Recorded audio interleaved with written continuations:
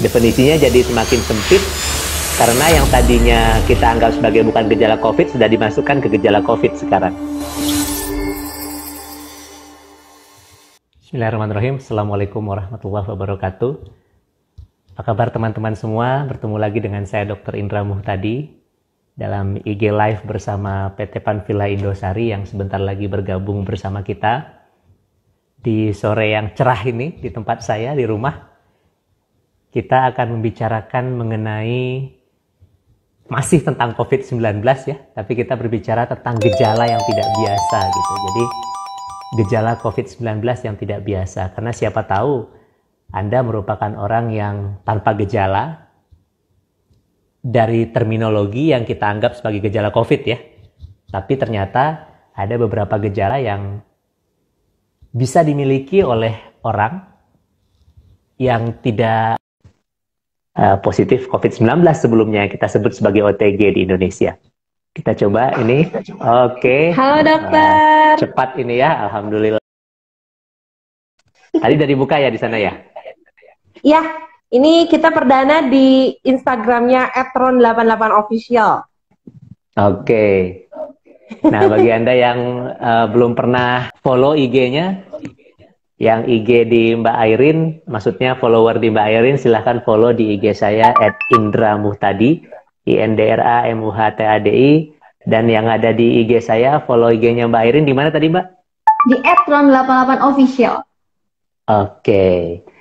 Nah, ini suatu topik yang sepertinya tidak akan pernah membosankan ya untuk dibicarakan karena akan selalu mengundang interaksi dan juga pertanyaan. Semoga teman-teman yang ikut di sini ikut nanti bertanya kepada kita atau sharing, karena kita hari ini mau berbicara tentang gejala COVID-19 yang tidak biasa. Nah, gitu ya Mbak ya. Ini tuh suatu topik yang diminta Mbak Airin kemarin ini. Boleh tahu kenapa Mbak? Ya kan waktu itu sempat ini juga ya dok, waktu itu sempat ada di Kelight ya dokter ya, dan sebenarnya sudah banyak yang bertanya juga kayak betul enggak kalau ruam-ruam merah itu katanya COVID. Terus kemarin ini memang sempat ada juga tuh yang mempertanyakan, terus kayak nyari-nyari bahan juga nggak ketemu gitu dok. Ada yang gejalanya flu enggak, batuk enggak, demam enggak gitu, cuman kayak nggak enak badan, sering pusing. Ternyata ketika dicek entah dia rapid test atau swab test gitu katanya positif katanya dok. Iya. Akhirnya dirawat di rumah positif sakit. Ya? Ya gitu. Iya. Nah, teman-teman semua, memang sekarang banyak gejala yang sepertinya bukan COVID, padahal sudah dimasukkan kategori sekarang gejala COVID ya. Oke, jadi memang awalnya Mbak Airin, teman-teman semua, kalau gejala COVID-19 itu yang klasik demam, batuk, terus pilek. Pilek itu sebenarnya nggak spesifik ya, tapi kita anggap sebagai satu gangguan pernafasan secara keseluruhan, kemudian sakit tenggorokan, sakit menelan, dan kesulitan bernafas. Nah, ini intinya gejala pokok dari COVID-19. Kalau saya buka ini di internet ya, kita lihat di gugus tugas percepatan penanganan COVID-19 Indonesia, ada beberapa gejala yang di luar yang saya sebutkan tadi, seperti mual, kram otot, menggigil, diare, sakit perut, yang sekarang dimasukkan ke dalam gejala yang bisa saja dianggap sebagai COVID-19. Oh. Nah, ini langsung saya lihat nih, dan lain-lain ya. Jadi inilah yang harus kita kenali supaya kita waspada. Intinya itu bukan tambah nakutin, nyungsienan, cek orang Sundanya. Tapi intinya kita ingin memberikan gambaran sore hari ini nih yang cerah di sini, Mbak. Di situ cerah nggak, Mbak? Cerah. Cerah ya. Iya. Supaya kalau seandainya Anda menderita gejala-gejala yang akan kita bahas nanti ini, Anda bisa lebih waspada dan boleh jadi harus memeriksakan diri gitu Mbak. Nah ini ya. Nah jadi kalau sudah ada pertanyaan dari sisi Mbak Airin, kita bahas langsung Mbak ya, silakan ya. Ya, siap dok. Kalau angkanya per tanggal 16 kemarin ya, yang positif di Indonesia 40.400 orang. Waduh. Ya Mbak, udah banyak. Yang sembuhnya 15.703 orang. Berarti hampir sepertiganya sembuh ya. Lebih dari sepertiganya sembuh. Meninggalnya 2.231 orang. Jadi kalau kita lihat angkanya, alhamdulillah, dilihat dari total jumlah penduduk Indonesia, kita masih secara persentase kecil. Tapi bukan berarti Anda harus jadi tidak melakukan hal-hal untuk pencegahan ya. Saya sekarang melihat Mbak nih di luar sana, orang-orang kok banyak yang sepertinya sudah hilang rasa takutnya. Banyak orang yang sudah nggak pakai masker gitu ya. Terus sudah mulai bersalaman-salaman lagi gitu, dan sepertinya merasa dirinya tidak akan kena gitu. Nah, siapa tahu Anda memiliki gejala-gejala yang tidak biasa nih yang kita mau bahas di sini ya. Nah, teman-teman yang udah join di IG kita sore ini juga silahkan tulis di komen ya kalau mau pertanyaan. Kita sekarang membahas gejala COVID-19 yang tidak biasa. Nah, kalau Mbak Airin sama Vivi ada pertanyaan nggak? Di saya belum ada dok. Kita cek di IG-nya. Vivinya sendiri nggak mau nanya? Dok, kalau di saya yang tadi itu dok, yang ruam-ruam merah itu, karena dia kalau bertanya kemarin atau dia bertanya atau dok. testimoni Mbak? Bertanya sambil ngomong gitu. Ini saya coba bacain ya. Jadi silakan Mbak. Ini dari sambil mancing yang lain nih. Dari Ibu Mariska. Nah, Ibu Mariska ini sempat nanya juga. Jadi betul nggak ya Mbak nitip pertanyaan ke dokter kalau ruam-ruam merah-merah kayak cacar apa campak gitu ya katanya. Itu tuh katanya gejala COVID juga, soalnya dua tetangga saya juga saudaranya terkena dengan gejala yang sama, tanpa demam, tanpa flu, tanpa batuk. Iya, betul sekali Bu. Itu salah satu yang mau kita bahas kali ini nih. Jadi ruam-ruam di kulit yang seperti cacar. Tapi sebelumnya nih ada yang bertanya nih, khusus Mbak Airin yang bisa jawab nih Mbak. Dari Budi Cilras. Dibacain Jo. Sebentar dok. Nah, ini nih. Mau tanya kalau air akuarium pakai iron bagus nggak? Ikan saya sehat-sehat. Ini testimoni bagaimana? Mentang-mentang belakangnya kita akuarium ya. Iya, aduh. Iya. Nih. Itu ikannya sehat banget itu. Nih, terima kasih nih ya healthy loversnya Ron 88 kayaknya ini yang tahu sahabatnya dari Dokter Indra mungkin ya. Dijawab itu. Kayaknya rajin ikut ya. Dijawab itu. Bagus pertanyaan itu. Tapi jawabannya langsung dijawab sama jawab sendiri ya. Teman Budi, ikan saya sehat-sehat katanya. Iya, gitu. Ya air mineral ya. Ya pasti jangankan buat ikan ya, buat kita juga sehat ya Mbak ya. Iya, tapi ini memang sudah ada yang bertanya dok. Silakan Mbak. Ini dari Febriana Indra ya? Iya, dari sahabat Febriana Indra. Apakah yang tadi dokter sampaikan termasuk penderita yang beresiko kematian juga? Hampir semua gejala yang tidak biasa pada COVID-19 bukan resiko kematian. Ya, jadi jawabannya tidak ya. Hanya yang kita khawatirkan kan apabila kita tidak tahu bahwa kita punya penyakitnya, akhirnya kita nyebarin ke orang lain ya. Nah, itu yang kita khawatirkan gitu. Mungkin untuk kitanya jadi enggak. Kalau yang kematian tetap terjadinya karena gagal paru dan gagal organ ya. Jadi bukan gejala yang tidak biasa. Tapi gejala tidak biasa ini yang masuk kategori yang orang tanpa gejala tadinya. Ya, OTG ya. Makanya angka di websitenya Percepatan Penanganan COVID-19 Indonesia juga, Satgas itu dikeluarkan Mbak angka OTG sekarang, nggak dimasukkan lagi. Karena jadi saru ya angkanya gitu. Karena yang kita anggap tidak bergejala tadi ternyata emang gejalanya belum kita ketahui aja awalnya gitu. Ternyata gejalanya ada, cuman tadinya nggak khas gitu. Nah ini ya, pelan-pelan kita masuk sambil kalau seandainya ada pertanyaan lagi Mbak ya, disambar. Boleh dok. Nah jadi ada 4 kelompok gejala COVID-19 ini yang teman-teman harus ketahui ya. Ini sudah pernah saya bahas juga di radio, tapi saya yakin crowd-nya berbeda ya. Jadi mudah-mudahan bermanfaat nih obrolan kita sore ini nih Mbak. Jadi yang jelas itu ya penderita yang hanya menunjukkan gejala khas, itu yang pertama.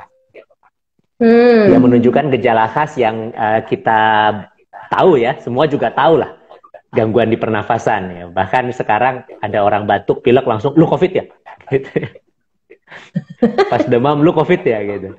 Nah itu gejala khasnya gitu. Tapi perlu digarisbawahi juga nih teman-teman, bahwa nggak semua orang walaupun gejalanya kita katakan khas, itu merupakan satu penderita penyakit COVID-19, nggak juga ya. Karena batuk pilek sakit tenggorokan kan bisa jadi pada kondisi batuk pilek biasa gitu ya. Orang alergi gitu misalnya. Dia nggak ada masalah, tiba-tiba masuk ke satu ruangan, ada kucing misalnya di situ, dia alergi sama kucing terus jadi bersin-bersin. Bukan berarti dia COVID-19, walaupun bersin itu adalah gejala khas. Mungkin aja kena penyakit COVID-19 gitu. Ini ada nih Mbak, dari Felix nih. Iya. Dari sahabat Felix. Terima kasih nih Pak Felix, Jojo dari Tasik. Iya, dari Tasik. Oh, dari Tasik ya. Pertanyaan Selamat dari sore, Tasik Pak nih, Felix. Dok. Iya Dok, kalau nafas tersengal-sengal dan mudah lelah bisa jadi indikasi gejala COVID. Iya, bisa. Pertanyaan itu Dok. Kalau seandainya ditanya bisa jawabannya. Tapi bukan berarti juga Anda harus panik asal napas tersengal-sengal jadi langsung nuduh COVID ya. Iya, nanti saya disalahin juga sama teman-teman sejawat. Siapa yang ngomong? Katanya. Tapi bagi yang sudah punya masalah di pernapasannya karena COVID, dia akan menderita keluhan seperti yang Bapak sampaikan tadi. Bisa jadi nafasnya jadi tersengal-sengar gitu. Tersengal-sengal seperti orang yang nggak lega napasnya gitu ya. Padahal nggak habis lari. Tapi kalau Bapak habis dikejar sama debt collector misalnya, gitu, lari, tersengal-sengal ya jelas bukan COVID ya Jo ya. Itu Dok, omset Tuh, turun omset turun kayaknya. Nah ini juga bukan gejala COVID ya. Iya.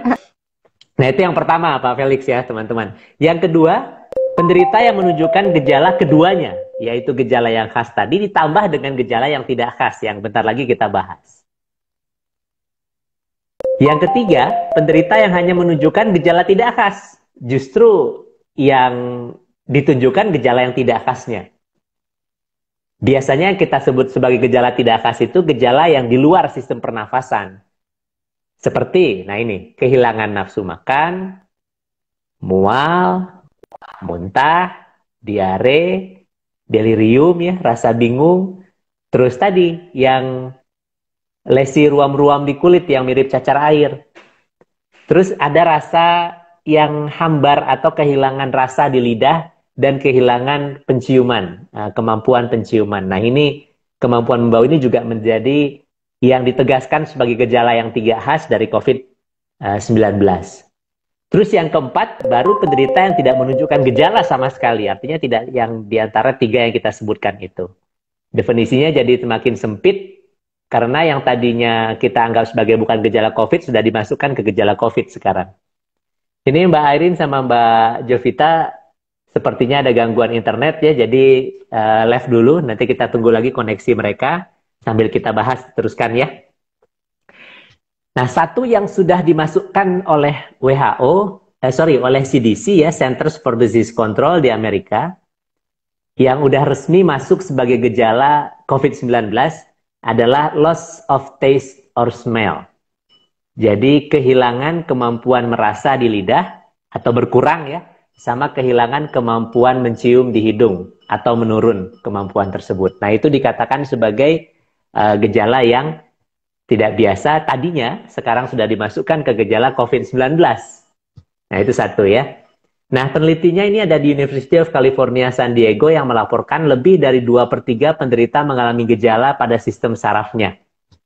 Nah, sistem saraf yang di lidah dan penciuman ini. Memang sekali lagi, ini bukan pasti suatu kondisi COVID-19.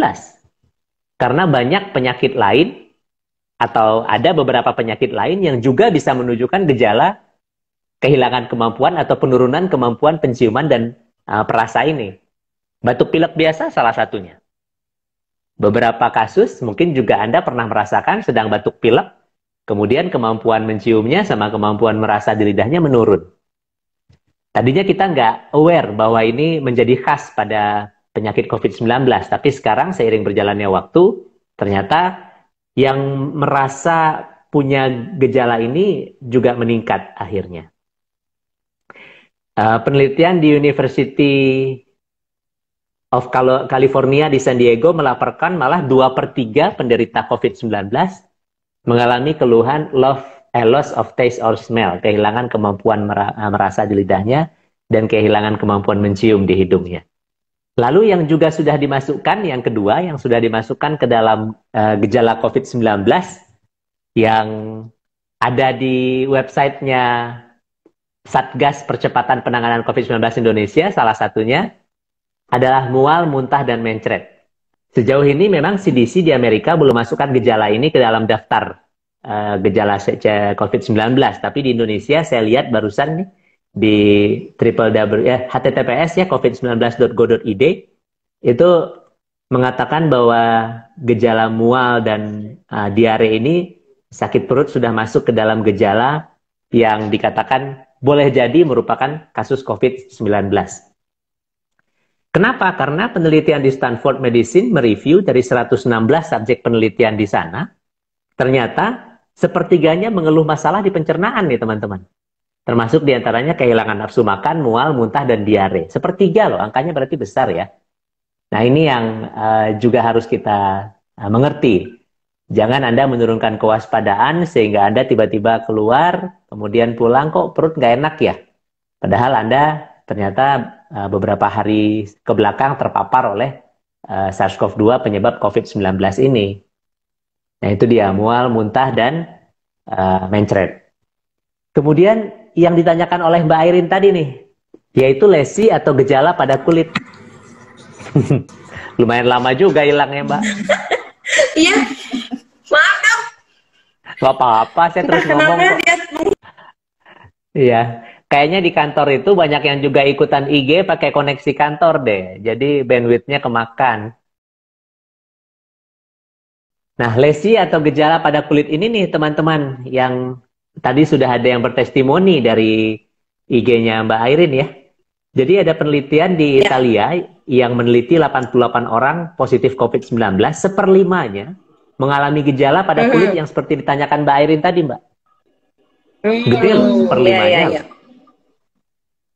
Berarti selama ini kita nggak tahu kan? Nggak aware gitu. Padahal pas dites positif, diambil seperlimanya 20% itu ada gejala ruam-ruam di kulit. Yang mungkin mereka tidak demam, tidak batuk, tidak ada gangguan di saluran pernafasan. Sehingga kita bilang tadinya OTG gitu. Padahal ada gejala yang lain. Nah ini juga yang membuat peneliti akhirnya lebih mengerucutkan diagnosis, Mbak. Kalau seandainya kita punya dokter maksudnya ya, kalau punya pasien dengan keluhan seperti gejala tidak khas ini, kita udah suspek dia COVID-19. Malah beberapa rumah sakit besar di Bandung ya teman-teman, apapun kasus masuknya dirawat, itu harus periksa. Rapid, bahkan swab. Iya.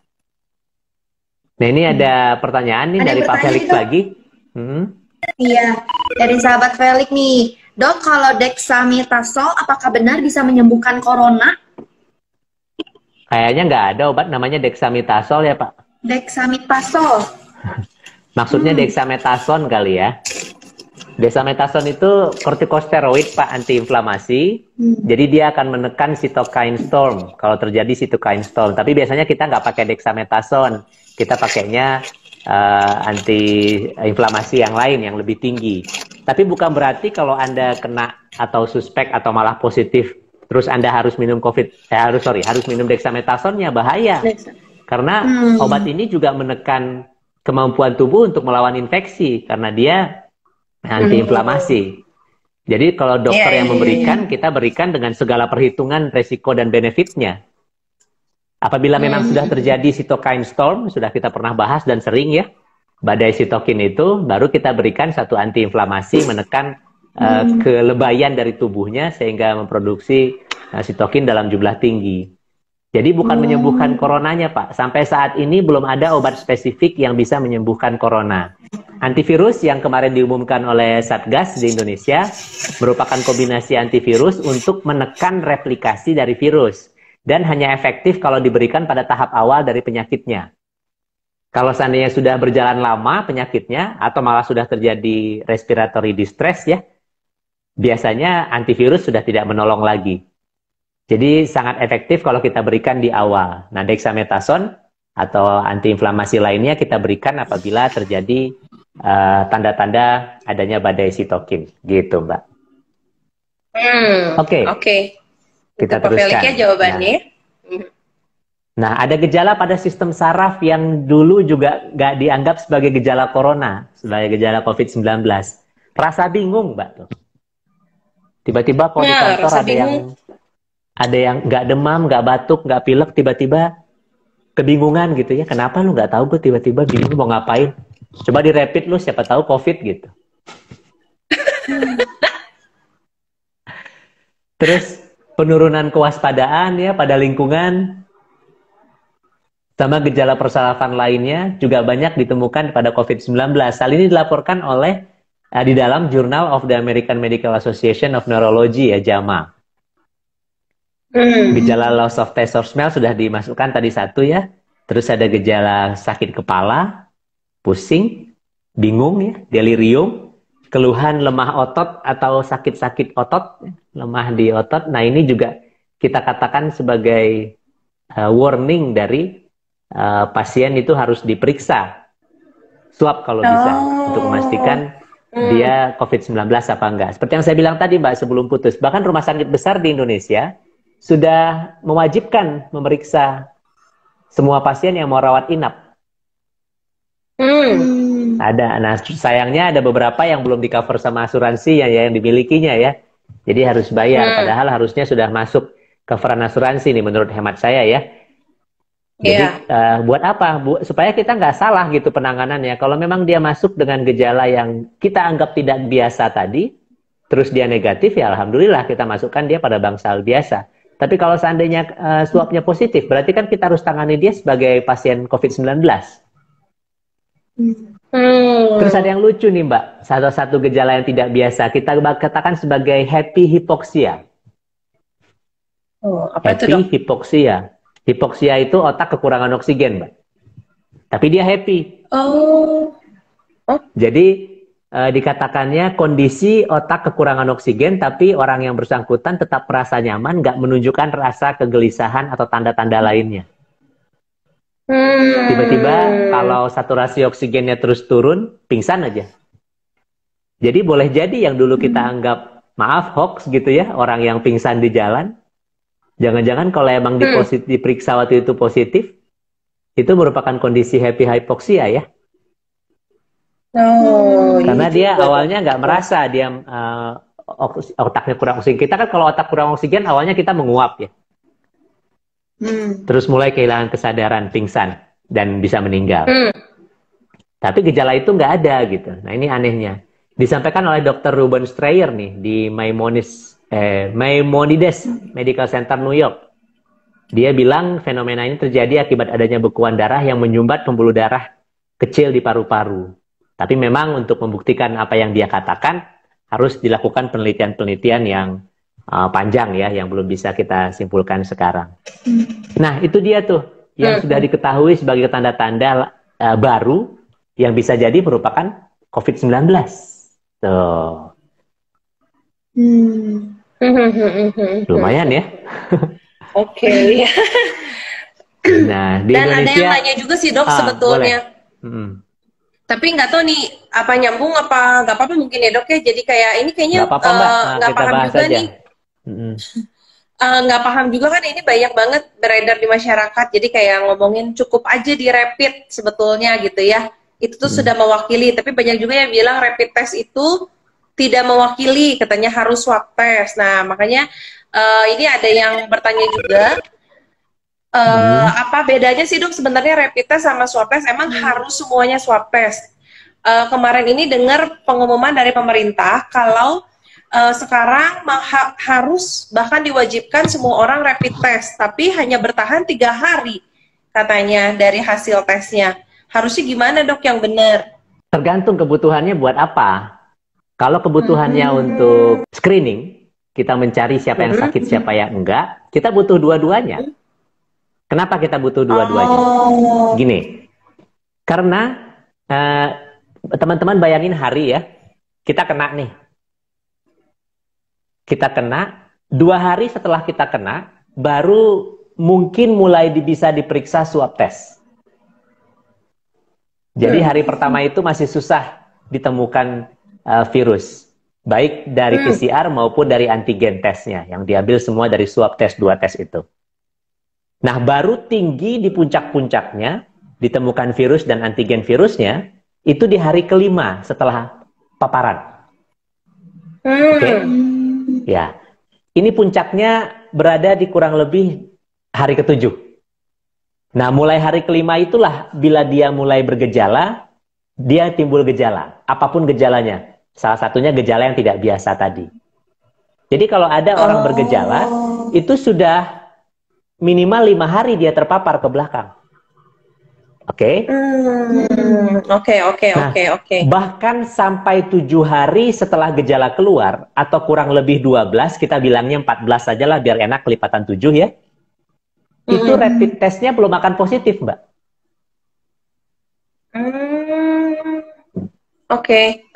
Sementara ketika rapid test sudah mulai naik, bila imunoglobulin ya, sudah mulai naik, jadi positifnya makin kenceng, kita periksa pakai rapid test, virus sama antigen udah turun.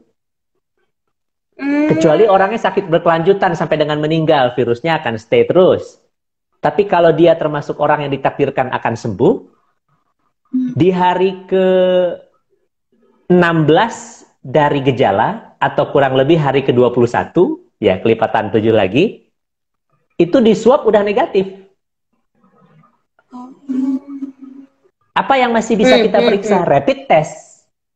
Rapid test, oke. Rapid test akan bertahan minimal 2-3 tahun imunoglobulin G-nya kalau tubuhnya berhasil menciptakan suatu kekebalan. Jadi kita butuh dua-duanya sebenarnya. Karena misalnya ada orang diperiksa rapid test negatif, kemudian dia boleh terbang ke Padang waktu itu gitu. Sampai di Padang dia timbul gejala swab positif.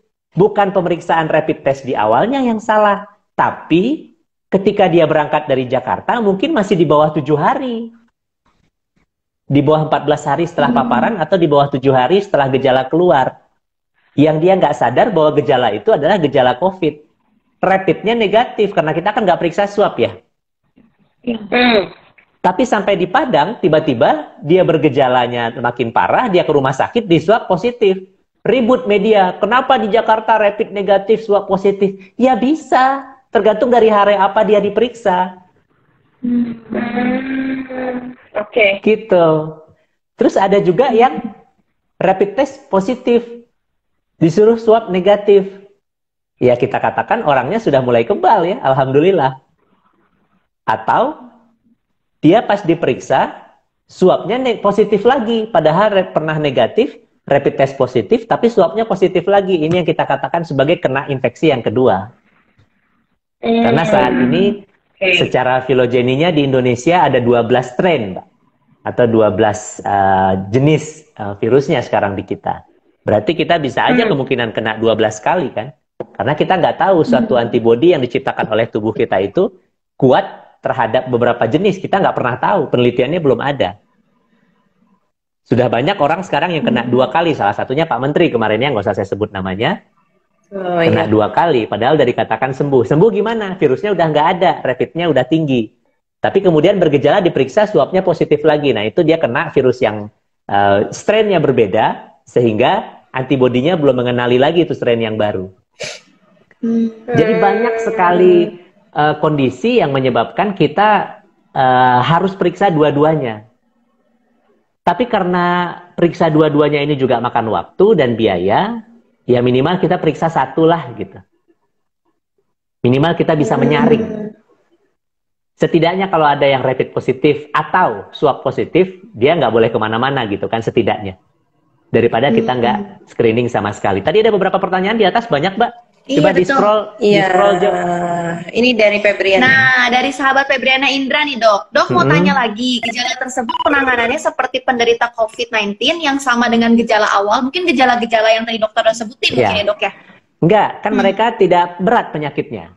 Jadi gejala di kulit, gejala di saluran pencernaan, atau tadi yang agak bingung-bingung gitu ya. Itu gejalanya tidak mengancam jiwa. Jadi mereka harus diisolasi di rumah. Harus isolasi mandiri, kecuali dia kena penyakit yang lain, misal sekaligus kena demam berdarah, sekaligus kena tipes. Nah, di rumah sakit masuknya bukan ke bangsal infeksi biasa, tapi ke isolasi gitu. Nah, kenapa kita harus tahu gejala yang tidak biasa ini? Biar kita nggak salah menangani, walaupun dia awalnya bukan penyakit COVID, tapi kita tangani sebagai pasien COVID supaya tidak menyebar virus yang bersumber dari pasien yang bersangkutan tersebut gitu. Terus obatnya gimana? Ya obatnya kalau seandainya memang kita periksa terus dia positif, ya kita kasih obat-obat antivirus seperti obat-obatnya COVID-19. Physical distancing, pakai masker all the time, jangan pegang banyak barang, jangan kontak sama keluarga yang lain, sampai kita yakinkan swabnya negatif dan rapid IgG-nya sudah naik tinggi. Gitu, Mbak. Iya. Ini dok, ada pertanyaan lagi nih dok. Iya. Dari siapa? Pak Felix Gideon. Dok, seandainya dalam fase 7 atau 14 hari tersebut, penderita COVID tersebut disupport vitamin, daya tahan tubuh, apakah akan hilang virus tersebut? Jadi disupport vitamin, apakah virusnya akan hilang atau gimana dok? Enggak, virusnya nggak akan hilang. Waktu tubuh kita membuat antibodi tetap di rata-rata di 21 hari. Tapi boleh jadi dia jadi tidak bergejala. Jadi lebih enak ke badannya. Nah, kita katakan sembuh dari sisi gejala, misalnya batuknya hilang, radang tenggorokannya hilang. Tapi bukan berarti sembuh dia tidak punya virusnya. Karena secara statistik yang saya bilang tadi, rata-rata virus itu turun ada di hari ke-21. Lebih dari 21 baru dia 0. Kalau dia ditakdirkan untuk sembuh ya. Kalau dia tidak ditakdirkan untuk tidak sembuh ya virusnya akan terusan ada di badannya. Jadi walaupun gejala hilang, belum tentu virus itu hilang dari tubuh. Makanya orang-orang yang pulang dari rumah sakit yang kita periksa positif pun kita minta dia untuk 2 minggu di rumah. Nggak ngapa-ngapain. Kenapa 2 minggu? Karena kan kalau diperiksa rapid udah seminggu jalan kan. Tambah 2 minggu kan 21 hari. Jadi rapid positif itu kita anggap sebagai hari pertama positif aja. Berarti sudah 7 hari jalan infeksinya. Virus hilang kapan rata-rata? 14 hari sejak rapid positif atau 14 hari semenjak gejala keluar atau 21 hari semenjak paparan. Nah, berarti kita bilang dia supaya berhenti di rumah, berhenti beraktivitas, diam di rumah 2 minggu, jumlahnya udah 21 hari. Harapan kita, kalau dia tadinya ada virusnya udah negatif, gitu, sudah hilang. Begitu. Ada lagi tadi kayaknya banyak itu, Jo. Oh iya. Dibacain, Jo. Nah, yang terakhir Pak Felix, dok. Yang tadi Pak Felix ya? Nah, ya. Di saya ada nih, dok. Iya. Ini dari sahabat Rena dari Surabaya. Iya, silakan Mbak. Ini menanyakan, ini kayaknya di Bandung juga lagi banyak nih dok. Bener nggak sih dok bahwa salah satu gejalanya itu sering mata merah, sakit mata. Jadi kan katanya perkembangan yang baru itu gejala COVID itu salah satunya karena sakit mata. Nah ini beberapa orang di kantor sempat ada yang sakit mata, jadi sampai sama dokternya disuruh istirahat 14 hari. Apa benar dok? Betul sekali. Sakit mata juga 14 hari istirahatnya? Iya, karena kecuali kalau seandainya diperiksa swab dia negatif, boleh langsung masuk setelah sakit matanya sembuh. Karena konjungtivitis atau sakit mata merah karena COVID-19 bentuknya sama persis. Kalau seandainya tidak diperiksa swab, kita nggak tahu virusnya masih ada atau pernah ada sekalipun gitu ya, kita nggak pernah tahu, ya mending dia 2 minggu dulu di rumah. Gitu. Tapi kalau seandainya diperiksa swab terus dia negatif, mata merahnya sudah sembuh, ya silakan masuk kerja. Tapi either way, kalau matanya masih merah, walaupun bukan COVID, ya jangan kerja ya, karena mata merah ini konjungtivitis gampang sekali menular. Tapi saya setuju banget dan dokternya sudah melakukan hal preventif yang sangat tepat. Suruh dia di rumah dulu. Kecuali ada kesempatan periksa swab, swabnya negatif, sembuh mata merahnya bisa langsung masuk sebelum 14 hari. Tapi enak kan 14 hari ya dikasih istirahat ya. Mending di rumah. Kan biasanya unpaid dok. Kalau unpaid iya ya. Aduh, kalau unpaid bener ya. Gitu ya, terpaksa ya. Demi keselamatan semua ya. Dan Anda yang dirumahkan tadi karena mata merah bukan berarti di rumah juga bebas beraktivitas, harus mengisolasi diri. Awas jangan sering-sering pegang mata. Saat air matanya tersentuh tangan Anda megang benda, kalau di situ ada virus mata merah biasa ya orang minimal kena mata merah juga. Kalau di situ ada virus SARS-CoV-2 ya orang serumah Anda bisa ketularan COVID-19 jadinya. Iya. Oke. Begitu. Dok, ada yang bertanya, Dok? Ini kalau masalah bahasan kan bisa dibaca di website saya ya di indramuhtadi.com. Jadi kalau Dok, pertanyaan kita bahas sampai habis. Nih Dok, ada Ibu Evita. Waktu itu anak saya ke dokter, ke rumah sakit, tapi saya tidak sebutkan rumah sakitnya apa. Dan ketika anak saya demam, tapi langsung diarahkannya untuk pengecekan COVID. Apakah sekarang standar rumah sakit sudah seperti itu? Mohon penjelasannya, Dok. Betul sekali, Bu. Jangankan demam ya. Demam itu udah gejala khasnya untuk COVID. Walaupun penyakit lain juga ada yang demam. Sekarang malah setiap rumah sakit, kalau seandainya Anda memiliki gejala yang tidak biasa tadi, apalagi Anda harus dirawat dengan penyebab apapun, yang nggak ada hubungannya sama infeksi, misal karena stroke gitu ya. Atau karena operasi usus buntu misalnya. Atau karena melahirkan. Anda ke rumah sakit, itu protapnya periksa COVID. Makanya berarti sekarang standar rumah sakit udah gitu ya, Dok? Betul, udah gitu. Nah, sayangnya ini belum di-cover sama asuransi tadi saya bilang. Belum semua asuransi meng-covernya. Jadi Anda harus bayar sendiri. Tapi bayarlah. Demi kesehatan bersama ya. Anda berkorban sedikit, harganya kan nggak mahal kalau rapid ya. Kecuali kalau dokter terpaksa harus swab yang mungkin agak mahal di atas 1 juta. Makanya banyak istilah sekarang nih Vivi di Indonesia, dikopitin katanya. Masuknya tipes kok, tapi sama dokter dikopitin. Ya bukan dikopitin, memang standarnya begitu sekarang, bukan kita nuduh. Bukan kita pengen angka COVID jadi tinggi, ini di rumah sakit sengaja nih biar angka COVID jadi tinggi, ya nggak gitu. Begitu juga ada orang masuk dengan demam berdarah, dikopitin. Terus saudara saya masuk rumah sakit karena stroke. Terus meninggal, dikopitin katanya. Jadi ada istilah dikopitin sekarang di Indonesia. Nah ini yang harus Anda ketahui. Karena banyak gejala yang tidak biasa tadi gitu. Jadi bahkan stroke pun merupakan gejala yang bisa terjadi pada penyakit COVID-19. Jadi Mbak, ini belum saya bahas nih ya. Ada komplikasi pada saraf yang pasiennya kena stroke Mbak. Padahal nggak ada penyakit predisposisi sebelumnya. Ternyata pas diperiksa COVID-19, masyarakat Indonesia menyangka ini dikopitin. Padahal stroke dia sendiri itu karena COVID-19. Ini terjadi kenapa? Terjadi penyumbatan pembuluh darah di otak akibat dari bekuan tadi, ya lepas, akhirnya ke kardiovaskular ya lepas, sampai ke otak. Jadi mulai awal Juni kemarin, semua dokter di dunia sudah diberitahu bahwa target organ dari COVID-19 bukan hanya di paru-paru saja, tapi juga di jantung dan pembuluh darah.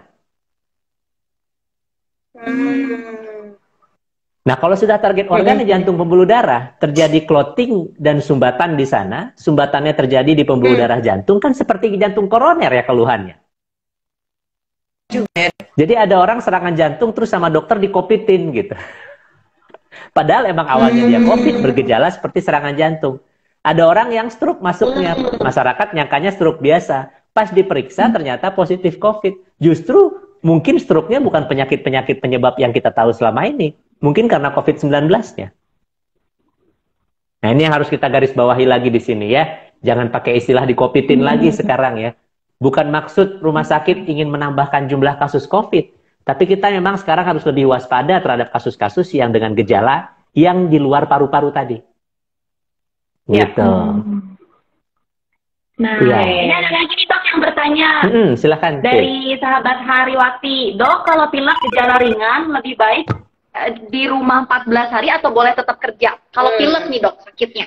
Nah itu sama Iya, dok. Soalnya kalau ada dokter, ada Ibu Maria juga nanyanya sama. Saya sebagai dokter lebih setuju mereka yang menderita gejala khas dari COVID-19 untuk di rumah 14 hari. Kecuali Anda bisa buktikan dengan swab bahwa Anda negatif. Kalau seandainya keluar batuk pilek walaupun itu nggak kan, demam ya dok? iya, walaupun nggak demam. Anda batuk pilek radang tenggorokan, walaupun tanpa demam dan tanpa gejala lain, seandainya itu COVID, berarti kan itu sudah lewat hari ke-7 ya. Sudah lewat hari ke-5, ke-7. Artinya kalau diperiksa swab, kalau COVID pasti positif. Oh iya ya. Nah, Anda hanya boleh ke kantor, bekerja lagi, ketemu sama orang banyak. Kalau di bawah 14 hari itu, Anda periksa swab. Kalau periksanya rapid gimana? Nggak bisa kalau periksa rapid. Karena kalau periksa rapid boleh jadi masih negatif. Kalau periksa rapid harus 2 kali jarak 1 minggu. Malah kalau bisa jarak 2 minggu. Kalau jarak 2 minggu udah lewat 14 hari kan? Udah aja gak usah periksa, di rumah aja ngejedog. Gitu. Jadi semua dengan gejala yang khas harus diistirahatkan di rumah, isolasi diri, isolasi mandiri selama 14 hari. Kecuali Anda bisa buktikan bahwa swab Anda negatif. Nah, ini ada pertanyaan lagi nih dari Pak Puguh, dari saudara Puguh. Iya. Pugu Nugroho nih dok, apakah sebelum melahirkan wajib rapid test dan di puskesmas apakah bisa pakai BPJS dok? Kalau di puskesmas sepertinya sih tidak Pak, tidak wajib rapid test. Tapi kalau Anda bawa ke rumah sakit, di mana di sana memang ada ruang atau tempat penanganan COVID-19, apalagi rumah sakit umum, hampir pasti disuruh periksa, minimal rapid test. Tapi di beberapa puskesmas, teman saya juga pernah cerita, puskesmas-puskesmas yang besar, terutama di daerah pandemi tinggi di Indonesia, endemi di Jakarta misalnya ya, bahkan di puskesmas pun, yang mau pertolongan persalinan kita rapid. Seandainya hasilnya positif, maka melahirkannya nggak boleh di puskesmas tersebut, harus dikirim ke rumah sakit rujukan COVID. Gitu. Nah, kalau seandainya hasilnya negatif, Anda tidak akan diganti sama asuransi. Tidak akan diganti sama BPJS. Tapi jangan khawatir kalau seandainya hasilnya positif, semua penanganan COVID-19 akan di-cover sama pemerintah. Gitu. Tapi kalau hasilnya negatif, memang BPJS jadi nggak, saya rasa harus berubah ya, mudah-mudahan sudah mulai berubah. Tapi terakhir teman saya cerita, kalau negatif sih akhirnya mereka harus bayar sendiri ya, rapidnya. Tapi kan nggak mahal ya, hanya beberapa ratus ribu aja. Gitu. Nah, pertanyaan lagi nih Mbak. Iya. Ya, dari Kartini nih dok, apakah tiroid termasuk komorbid? Ini waktu itu penyakit jenis-jenis penyakit yang pernah kita bahas ya dok ya? Iya. Komorbid ini. Tiroid, komorbid itu nih bagi teman-teman yang baru mendengarkan, komorbid adalah penyakit penyerta atau penyakit penyulit atau kondisi penyulit ya. Nah, tiroid bukan spesifik untuk komorbid COVID-19. Tapi jelas kalau Anda punya masalah tiroid, secara keseluruhan kan daya tahan tubuh Anda atau metabolisme tubuh Anda terganggu ya. Jadi apabila kena COVID-19, biasanya akan menimbulkan gejala yang lebih berat atau menimbulkan kondisi yang lebih berat daripada orang yang tidak menderita tiroid. Begitu jawabannya. Oke. Ya dok. Dok, ada lagi yang nanya, boleh ya dok ya? Boleh. Emang itu tujuannya kita di sini kan? Ya. Nah, ini kayaknya tadi jaringannya keputus. Ini dari Ibu Shirley. Ibu Shirley ini tinggalnya di Balikpapan, dok. Waduh. Jadi kayaknya tadi jaringannya sempat keputus ya. Nanti dikirimin linknya ya, Bu Shirley ya. Memang kalau kita lagi IG ini Sumatera, Jawa, Kalimantan, Sulawesi ya Mbak ya? Yang sering ikut ya, itu. dok. Kalau Maluku, Papua jarang. Jarang ya. Udah kesorean di sana kayaknya. Kesorean, bener. Iya. Gimana Mbak? Nah, Bu Shirley ini nanya, dok. Jadi Bu Shirley ini ada keluhan asam lambung. Bukan cuma saya, tapi teman-teman saya juga sering ada keluhan asam lambung. Nah, terakhir minggu lalu saya kena keluhan asam lambung. Waktu ke dokter, sama dokter langsung disuruh off, nggak boleh kerja 14 hari. karena katanya asam lambung ini, karena saya sudah parah juga mungkin ya, jadi kadang-kadang sesek kan ya dok ya, gejala asam lambung suka gitu ya. Nah jadi bahaya juga kalau, ya jadi bahaya juga katanya kalau saya tetap bekerja. Nah apakah memang benar ya dok, akhirnya di kantor saya, setiap yang kena keluhan asam lambungnya sampai tinggi dan ada surat dokter, itu harus di off 14 hari. Tidak spesifik ada aturan atau petunjuk yang mengharuskan demikian, tapi kalau seandainya dokternya khawatir, ada dua mungkin kemungkinannya. Yang pertama, khawatir kalau seandainya dia sedang sakit, terpapar sama COVID, kan jadi berat sakitnya. Mending di rumah aja gitu, sampai asam lambungnya sembuh. Yang kedua, siapa tahu gejala sesak yang dia rasakan bukan karena GERD-nya, yang GERD itu. Siapa tahu gejala sesaknya itu gejala sesaknya COVID.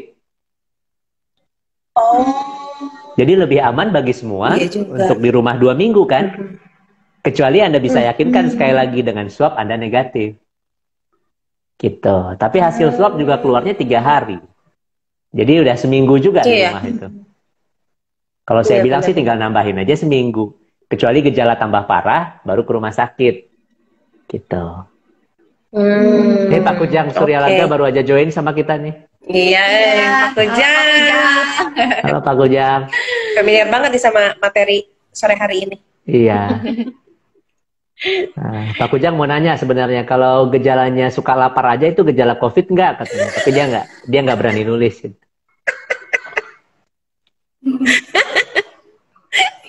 Iya. Ada pertanyaan lagi Mbak? Coba.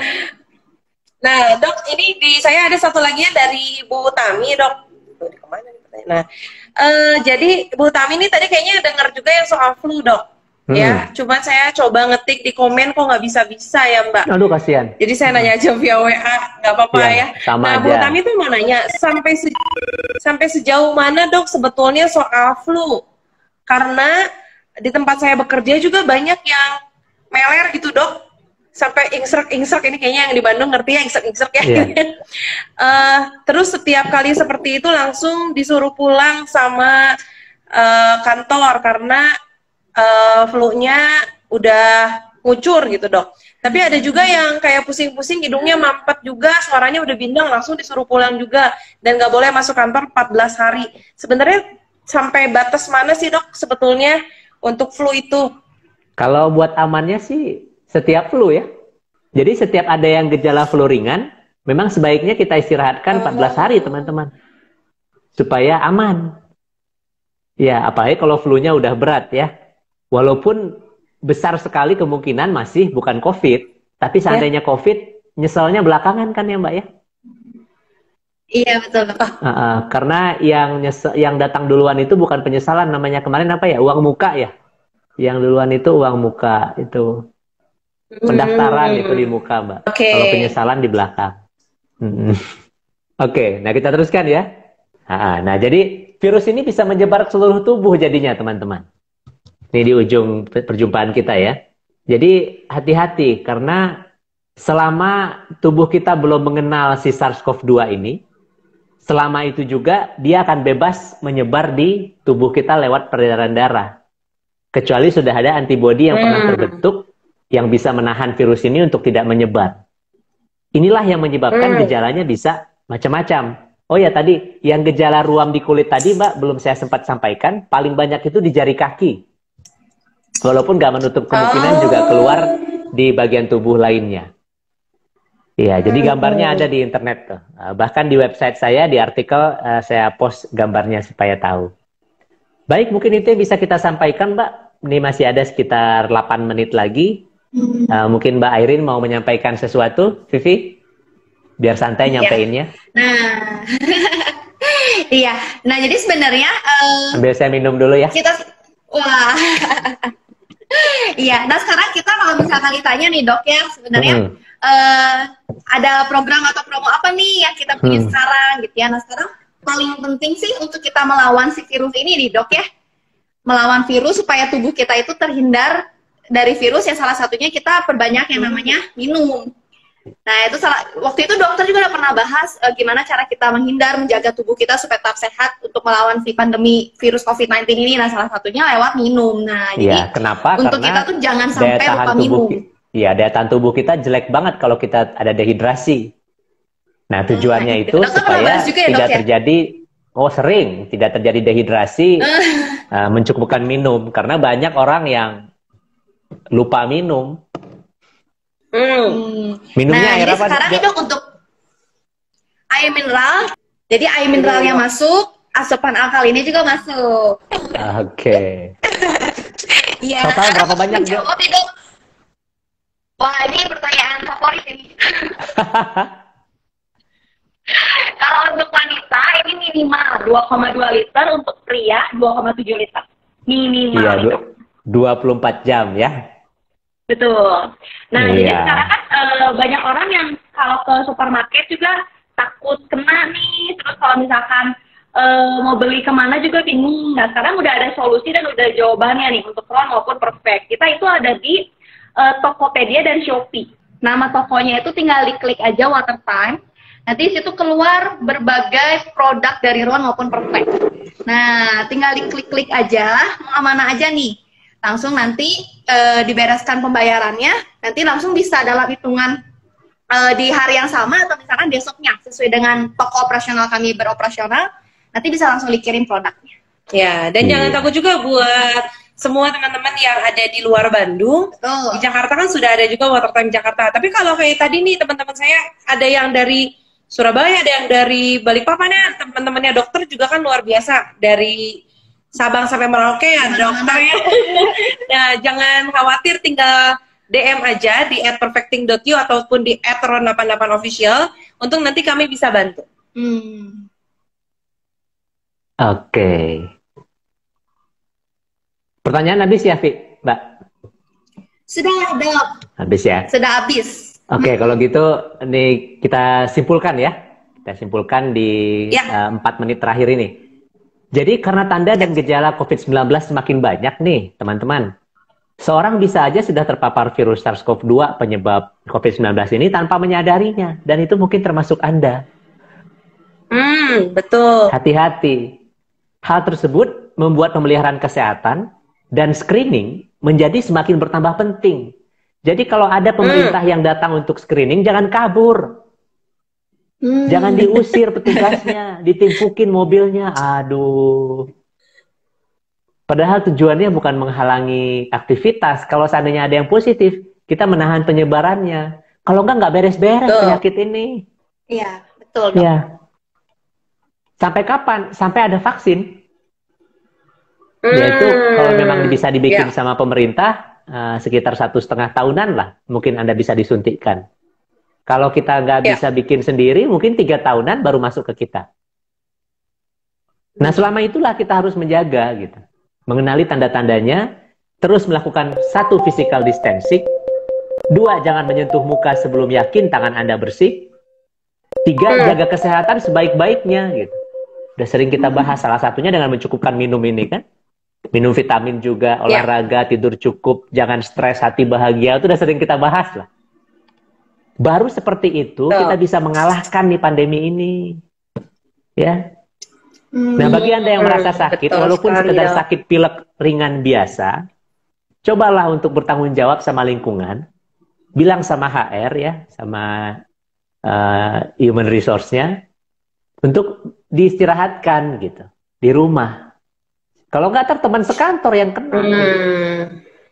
Mungkin Anda masih muda-muda, teman sekantor Anda tidak akan sakit, Andanya sakitnya mungkin ringan. Tapi ketika teman sekantor Anda yang sudah terpapar virus, Anda bawa virusnya pulang, di rumahnya ada orang tua yang usia udah 60 tahun ke atas. Mereka yang bakal jadi korban. Jadi tumbuhkanlah rasa tanggung jawab di dalam diri kita.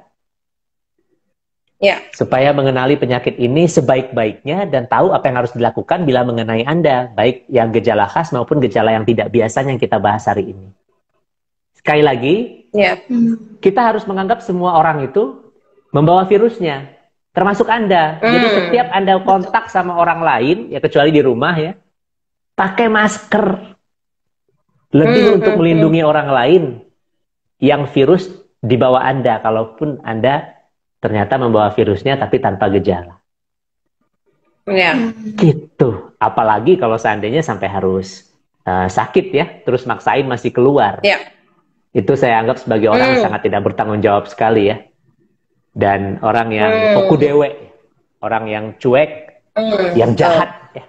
Bisa kita kategorikan jahat jadinya.